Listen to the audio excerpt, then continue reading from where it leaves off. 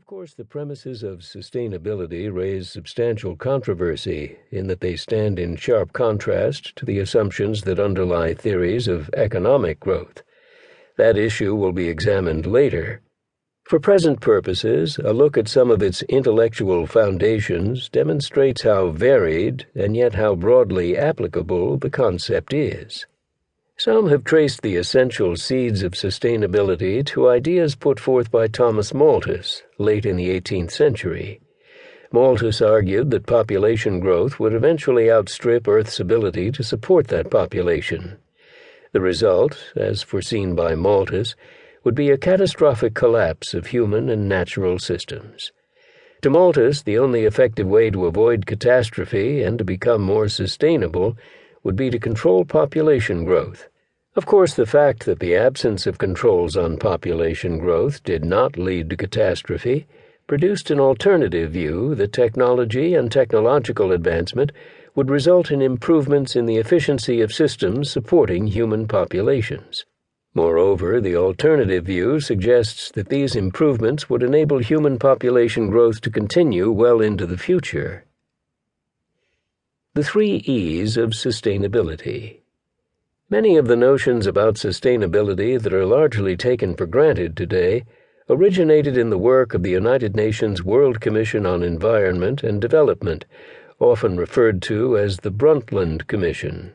In 1987, the report of the Brundtland Commission described sustainability as having 3 co-equal parts or elements, all of which start, in English, with the letter E: environment, economy, and equity. Sometimes described as 3 overlapping concentric circles, or as 3 pillars holding up the concept, these elements have formed the basis for disaggregating and elaborating sustainability. The argument is that sustainability can be achieved only by simultaneously protecting the environment, preserving economic growth and development, and promoting equity.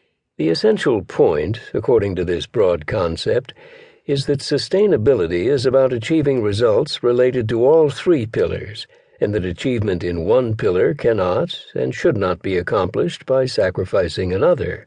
In other words, it rejects the notion that there is necessarily a trade-off between economic growth and the environment, or between economic growth and equity.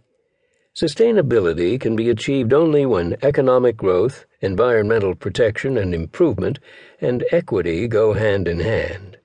In many ways, the Brundtland Commission was simply articulating ideas that had been developing for years. Indeed, other efforts have been made to provide a more focused sense of where the ideas related to sustainability came from, and these efforts provide clarifications as to what the concept means in different contexts. 2 different efforts to explicate the ideas and the intellectual foundations of sustainability are found in works of Becky Brown and others, and in those of Charles Kidd. Brown, Hansen, Liverman, and Meredith made an effort to compare and contrast different meanings and intellectual roots of the general concept of sustainability for the purpose of working toward a common understanding. Similar to other typologies of sustainability, that of Brown and others emphasizes the specific targets of sustainability, that is, exactly what it is that is supposed to be sustained. These concepts and definitions of sustainability have been used to convey many different expressions of environmental priorities, each emphasizing some particular aspect or set of results that should be sustained.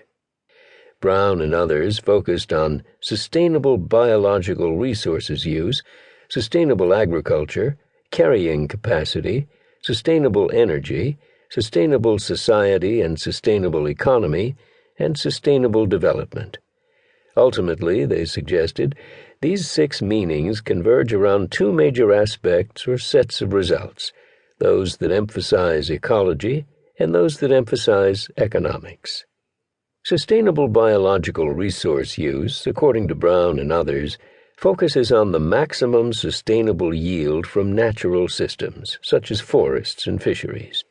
The challenge is to identify an optimum level of growth of the natural resource to achieve the maintenance of a constantly renewable stock of that resource. In forestry, this means harvesting trees at a rate that allows a forest to continue to produce trees. In a fishery, it means... To keep listening to this audiobook for free, click the link in the description. It will take you to a free Audible trial where you can listen to this and many other books for free for 30 days.